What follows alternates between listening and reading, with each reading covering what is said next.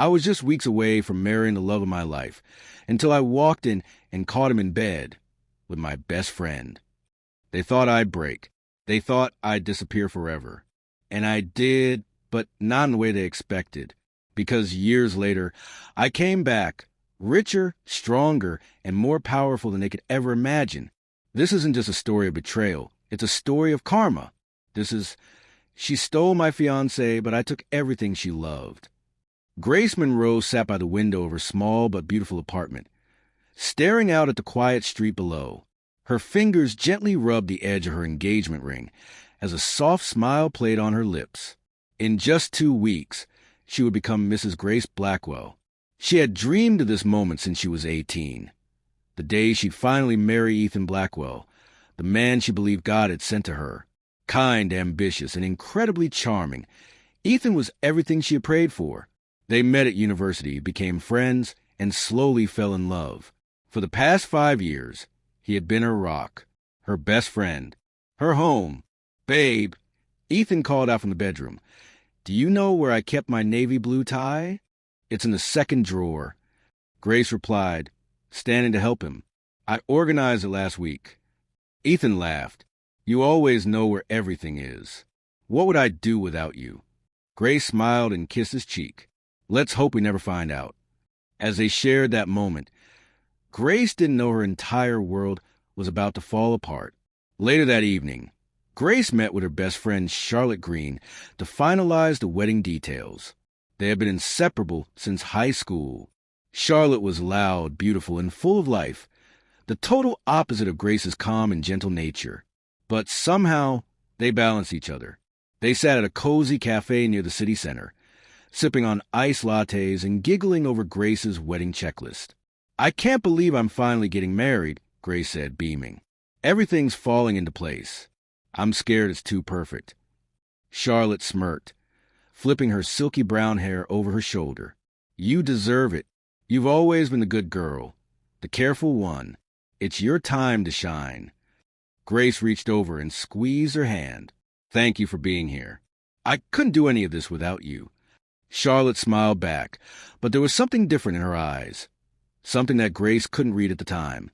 They continued going through the list. Cake flavors, seating arrangements, music playlist. Grace was so full of joy that she didn't notice Charlotte texting under the table with a small smile on her face. That night, Grace returned home to find an envelope slipped under her door. There was no name on it, just a small white paper with typed words. "You can't see it yet, but someone close is taking what's yours." Her heart dropped. She read it 3 times. Her first thought was a prank. Maybe someone from work playing games. But there was no laughter in that note. No jokes. Grace folded it and placed it in her drawer. She didn't know it yet, but that was the first crack in the glass of her perfect world. The next few days went by in a blur. Wedding rehearsals, dress fittings, family arriving from out of town. Grace tried to shake off the note, but a quiet unease settled in her stomach. One evening, she was in Ethan's apartment, now their apartment, when she noticed he had changed his phone password. He always used 0710, their anniversary date. She casually asked, "Hey, did you change your phone passcode?" Ethan looked up from his laptop. Yeah, work stuff. Security update." Grace raised an eyebrow, but nodded. "Okay." She told herself it was nothing. Every couple has little changes. Maybe he was just stressed about the wedding. Maybe she was overthinking everything. She had no idea her heart was standing at the edge of a cliff. It was a sunny Saturday morning. Grace had just picked up her wedding dress and was walking on clouds. The dress was everything she dreamed: ivory satin, lace sleeves, and a delicate train. She called Charlotte. "Can you come over? I want you to see the dress before the big day." Charlotte's voice was low. Now? I'm kind of busy." Grace laughed. "You? Busy on a Saturday morning? What you up to?" There was a pause. "Just errands. I'll come by tomorrow." "Okay. Love you." Charlotte hesitated before replying, "Love you too." But Charlotte never came. The next day, Grace's world shattered. She decided to surprise Ethan with lunch at his place. She had just finished decorating the wedding invitations and wanted to spend some quiet time with him. As she walked up the hallway, she heard soft music playing. She smiled. Ethan was home. She opened the door with her spare key. The music grew louder, and so did the sound of a woman laughing. Her heart skipped. She stepped inside, calling, "Ethan?" No answer. She turned the corner into the bedroom. Time stopped. Charlotte was there, in Ethan's arms, wearing his shirt, her legs tangled with his under the sheets. They both froze. Grace dropped the food. The containers hit the floor with a loud thud. "Grace," Ethan started, but Grace stepped back, trembling. No, no, no, no. Charlotte sat up slowly, not even trying to cover herself. "Grace, I didn't mean for you to find out like this." Grace's voice cracked. "You're my best friend." Ethan stood, pulling on his jeans. "Grace, listen, we didn't plan this. It just happened." Grace looked at him like he was a stranger. 2 weeks before our wedding, Ethan." Charlotte stood, her tone shifting. "I'm not going to apologize for loving someone. I didn't steal him. He chose me." Grace gasped. "I trusted you. I loved you both." Ethan's face hardened. "You were comfortable, Grace. Sweet but safe. With Charlotte, I feel alive." Tears streamed down her face. "So that's it? 5 years gone? Like nothing." Charlotte crossed her arms. "We tried to hide it to protect you. Be honest, Grace.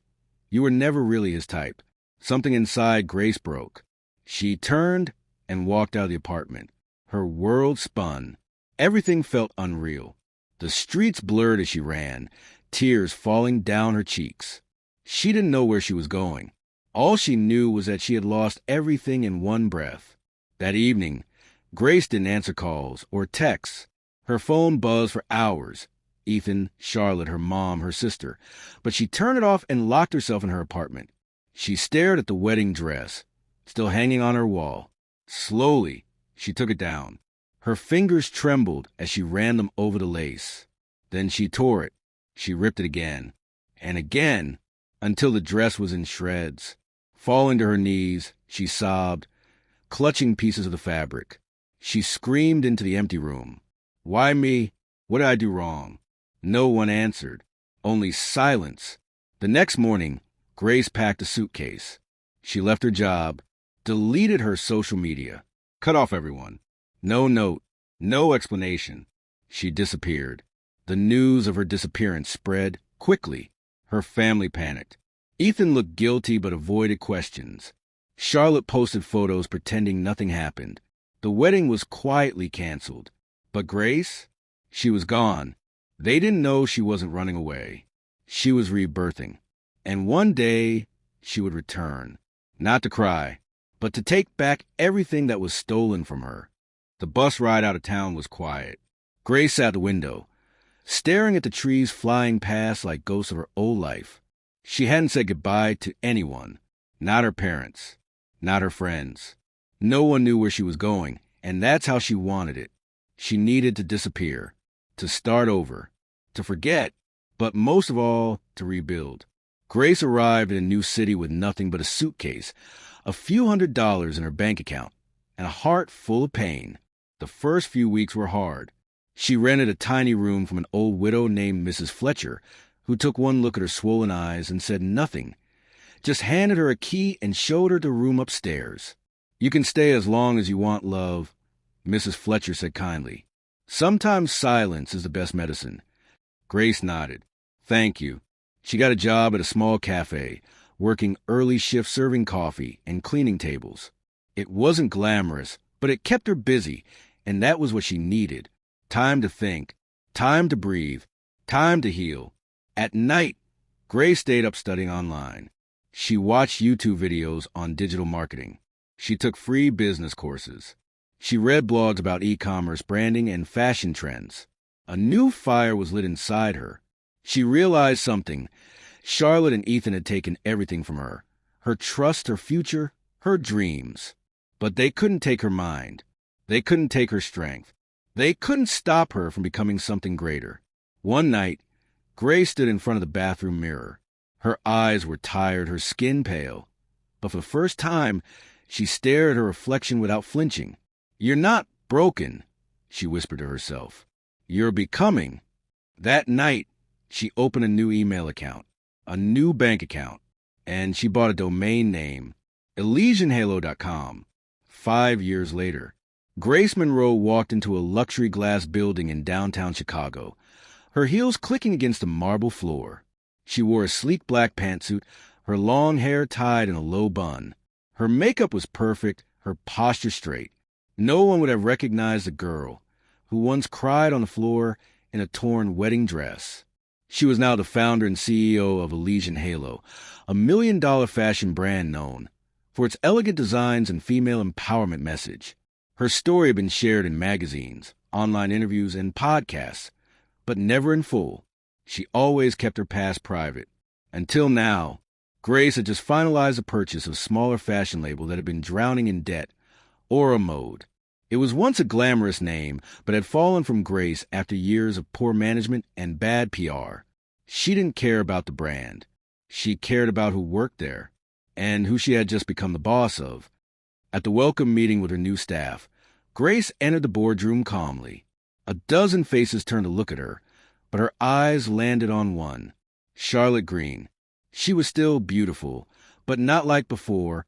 The light in her eyes had faded. Her smile was forced. Her outfit, though fashionable, looked slightly worn. And when she saw Grace walk in, her face froze. She blinked, confused. Her lips parted. Grace smiled, cool and professional. "Good morning, everyone. I'm Grace Monroe, the new owner of Aura Mode. I'm excited to work with all of you." Charlotte looked like she'd seen a ghost. Her voice shook. "JR, Grace." Grace turned to her with perfect calm. "Yes. Do I know you?" Charlotte stood slowly. "It's me, Charlotte Green." Grace raised a brow, tilting her head slightly. "Oh, Charlotte, of course." The room went quiet. Charlotte's hands trembled. She tried to smile. I didn't know you were alive?" Grace asked, her voice razor-sharp beneath the kindness. "Yes, I've been quite alive, Charlotte. Thank you for your concern." Charlotte looked around, her voice lower now. Can we talk? Privately?" Grace smiled again, sweet and cold. "There will be time for that. But for now, let's get to work." After meeting, Charlotte rushed into Grace's office. She closed the door behind her and whispered, "I thought you were gone forever." Grace sipped her coffee. But forever is a long time." Charlotte looked down, unsure of what to say. You look amazing. You've changed." Grace leaned back in her chair. Pain changes people. Charlotte swallowed hard. "Ethan and I don't care about you and Ethan," Grace cut in. "That chapter is closed. But I'm not here to talk about the past. I'm here to lead this company," she said firmly. "And I expect professionalism from everyone." Charlotte stood there, unsure whether to feel guilty or afraid. Grace looked at her and smiled again. "Welcome to your new world, Charlotte." The following weeks passed slowly, but not for Grace. She watched Charlotte closely, like a lion stalking its prey. On the surface, she played the calm, gracious EO, composed, polite, and even kind. But underneath that exterior, every move she made was deliberate, calculated. It began with small things. Grace reassigned Charlotte from creative director to a brand consultant, which sounded important but meant almost nothing. She removed Charlotte's name from the company's upcoming fashion campaign.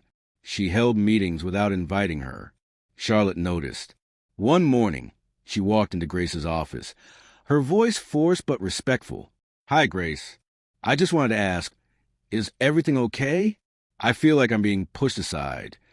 Grace didn't look up from her laptop. "You're still here, aren't you?" Charlotte blinked. "Yes, but—" "I suggest you focus on your work," Grace interrupted, her voice soft but cold. "Aura Mode needs strong women in real positions, not old titles from past management." Charlotte's face dropped. She knew what that meant. At home, Charlotte cried in the shower. She never admitted to anyone, not even Ethan, but things had been going downhill for years. Their marriage was nothing like what she expected. The passion faded. The promises crumbled. They argued more than they laughed. Ethan blamed her for their financial troubles, for not being able to get pregnant, for losing her spark. But Charlotte blamed herself too, because no matter how far she climbed, no matter how beautiful her clothes were, she couldn't stop feeling like Grace's shadow. And now Grace had returned, not just better, but stronger, colder, in control. Grace, meanwhile, was enjoying the slow unraveling. She smiled as she read the team performance reports. Charlotte's numbers were dropping. Clients no longer requested her. Her once bright light was fading, and Grace was the one dimming it. She met with Ethan's business rival, Mr. Hartley, owner of a large architectural firm, and funded a secret project that directly competed with Ethan's firm. She didn't use her name. She used a fake LLC. Quiet, powerful, invisible. Ethan's company began losing clients. Slowly at first, then faster. Grace didn't even have to touch him. She just pulled strings, like a puppeteer in the dark. One evening, as she left the office, Charlotte followed her. "Grace," she called, her voice shaking. Grace stopped at the elevator. "Yes." Charlotte hesitated. "Why are you doing this to me?" Grace tilted her head. "Doing what?" "You know what I mean," Charlotte whispered, eyes glossy. "Is this revenge?" There was a long pause. Then Grace smiled faintly. "Revenge? Charlotte, this is business. You work here now, and I expect performance. Anything else is your own guilt speaking." The elevator dinged. Grace stepped in, turned around, and said quietly, "You took something from me once. Maybe you should ask yourself if it was worth it." The doors closed, and Charlotte was left standing alone. Grace knew that destroying someone wasn't just about career or money. It was about connections. So she went after the people Charlotte still held dear, one by one. First, she reached out to Charlotte's former best friend, Marcy Dalton, a successful fashion blogger whom Charlotte had cut ties with years ago after rising through the ranks. Grace invited her to an exclusive networking brunch. "I love your work," Grace told her, smiling over a glass of champagne. "And I'd love to collaborate." Marcy was shocked. "Wait, you're Grace Monroe?" "The same," Grace said smoothly. "I've heard you used to be close with Charlotte Green." Marcy scoffed. "She dropped me the second she got married to that jerk. Haven't heard from her in years." Grace leaned forward. Then it's time the right people took the spotlight. The next week, Marcy became Elysian Halo's newest influencer partner. Her content went viral. Charlotte saw it and nearly dropped her phone. Next, Grace sponsored a charity event for women's health, the same event Charlotte's mother used to host every year before she grew ill. This time, Grace's name was front and center. She met Charlotte's mother, Mrs. Green, and spent time with her, donating in her name, sitting beside her, treating her with warmth and dignity. "I remember you," the older woman said, smiling weakly. "You were such a sweet girl." Grace smiled. "Thank you. I just wanted to give back." Life has a strange way of coming full circle. Charlotte saw the photos online. Grace sitting beside her mother. The news headline, "Fashion CEO Grace Monroe supports women's fundraiser with personal touch." Charlotte felt sick. Grace also began mentoring Sophie, Charlotte's 17-year-old niece, who dreamed of being a designer. Sophie had reached out to Grace on Instagram months earlier, asking for advice. Now Grace gave her a summer internship at Elysian Halo. They had coffee every Friday, talked about life, about goals. "You're smart, Sophie," Grace said one afternoon. "Don't let anyone dim your light. Not even people you look up to." Sophie smiled. "You're the coolest person I've ever met." Charlotte walked past the office that day and saw them laughing. She paused, her eyes filled with tears. Her niece, her mother, her old friends. Grace had them all now. By the end of summer, Charlotte barely spoke in meetings. She arrived late. She looked thinner, older, sadder. She tried once, just once, to open up to Ethan at home. "I think Grace is trying to ruin me," she whispered one night. Ethan rolled his eyes. Maybe she wouldn't need to if you weren't so easy to ruin.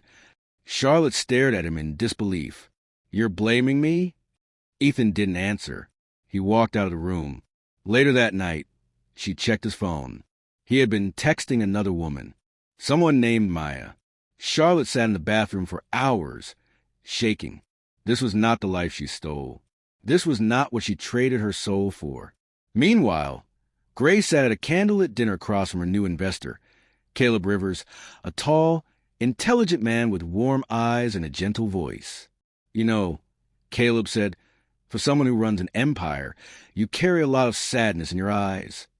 Grace smiled sadly. Maybe that's what it takes to build one.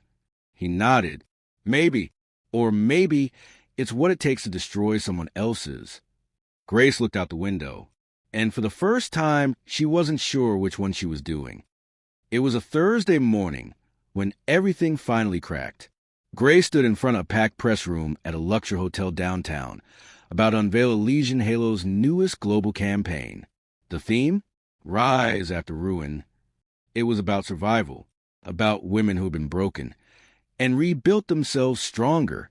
Grace took the stage in a silky black jumpsuit, her presence commanding yet graceful. Pain changes you, she said into the mic, locking eyes with cameras. But healing redefines you. Applause followed, but the real storm was still coming. That same afternoon, a confidential financial report landed on the desks of Aura Mode senior investors. It exposed years of quiet misuse of company funds, suspicious invoices, overbilled marketing deals, and personal expenses disguised as business ones, all signed off by Charlotte Green. The report wasn't leaked by an anonymous source. It was signed and filed by Grace Monroe herself. Legally, quietly, perfectly timed. The board called an emergency meeting. Charlotte, still unaware, walked into the boardroom, smiling faintly, until she saw the printed reports in front of every executive. She blinked. What is this? One of the board members stood. You're being formally investigated for financial misconduct. Charlotte's hand shook as she picked up the paper. This is a mistake. I didn't. Grace entered the room, standing beside the board chair. It's no mistake, she said flatly. We have digital records, receipts, and emails, all pointing to you. Charlotte's eyes widened. You set me up. You planned this. Grace said nothing. The board chair interrupted. Until the investigation concludes, you're suspended indefinitely. Security will escort you out. Charlotte stood frozen, mouth open. But Grace turned away. The guards took her gently by the arms. As they walked her past her co-workers, past Sophie, past the assistant she once ordered around, everyone stared. No one said a word. Her humiliation was public, complete, and irreversible. That night, Charlotte returned home to find Ethan packing a bag. She stood in the doorway, stunned. What are you doing? I'm leaving, he said flatly. Because of today? No, he replied, zipping his suitcase. Because of everything. We were a mistake from the start. Charlotte grabbed his arm. Please, Ethan, not now. Not like this. He looked her in the eye. I never loved you the way I loved her. Charlotte's voice cracked. Grace. He nodded once. I didn't realize it until she came back. She fell to the floor. He walked out without another word. Grace got the message later that night. Ethan Blackwell has officially filed for divorce. She smiled faintly, not out of joy, but closure. The pieces were falling where they belonged. Across town, Charlotte sat in her dark kitchen, still in her ruined work clothes, staring at her phone. Online blogs were buzzing with the scandal. Her name was trending for all the wrong reasons. She opened her photo gallery. Old pictures of her and Ethan. Her and Grace. Her in her wedding dress. She looked like a queen in those photos. Now she felt like a ghost. She dropped the phone and sobbed. It was raining hard when Charlotte showed up at Grace's office. Soaked and pale, she stormed through the doors past the front desk, ignoring security. She pushed open Grace's glass office door and stood there, dripping. Grace was sitting behind her desk, calm as ever. She didn't look surprised. Charlotte stepped forward, voice cracking. You ruined me. Grace looked up slowly. Did I? Charlotte's eyes were wild. I lost my job, my husband, my friends, my reputation. Are you happy now? Grace stood, walking around the desk. She looked at Charlotte like she was studying a puzzle that had taken years to solve. You didn't just take my fiancé, Charlotte, Grace said quietly. You took my future, my peace, my worth, and you stood there while I cried. Charlotte's lips trembled. We were young. It was stupid, but I didn't deserve all this. Grace stepped closer. Did I deserve what you did to me? Silence. Charlotte broke. She fell to her knees, sobbing. Please, I'm sorry.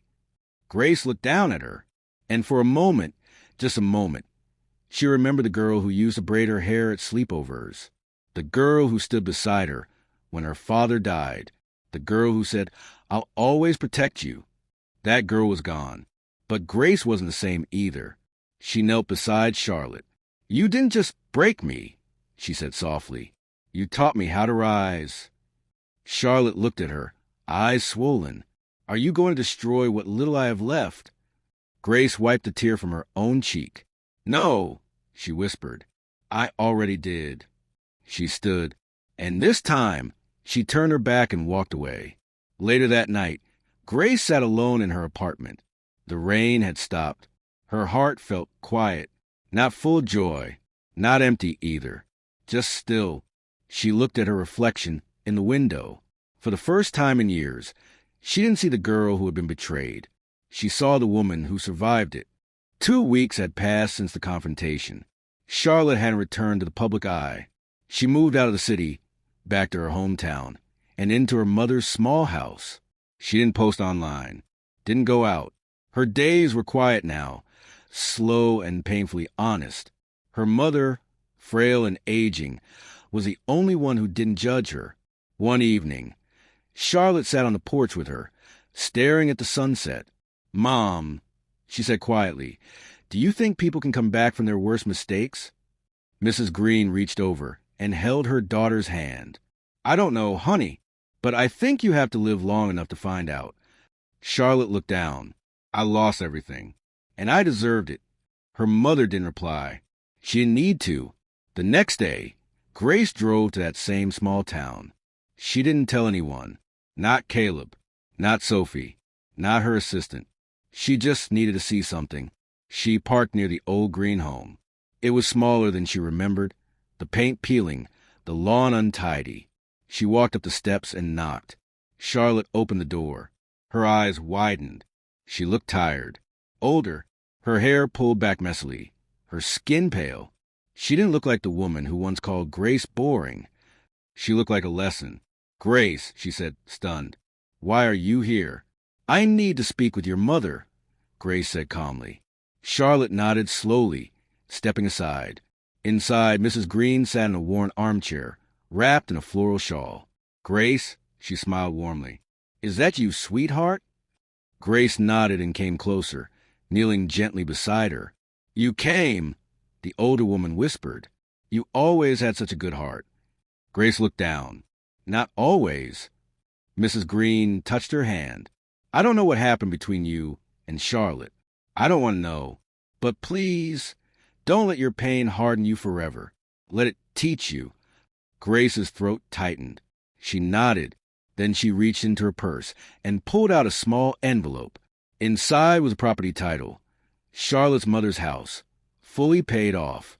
I bought it, Grace said softly. It's in her name now. Charlotte's eyes widened. Why would you do this? Grace stood. Her voice was steady. Because I already took everything. And now I need to remember who I am.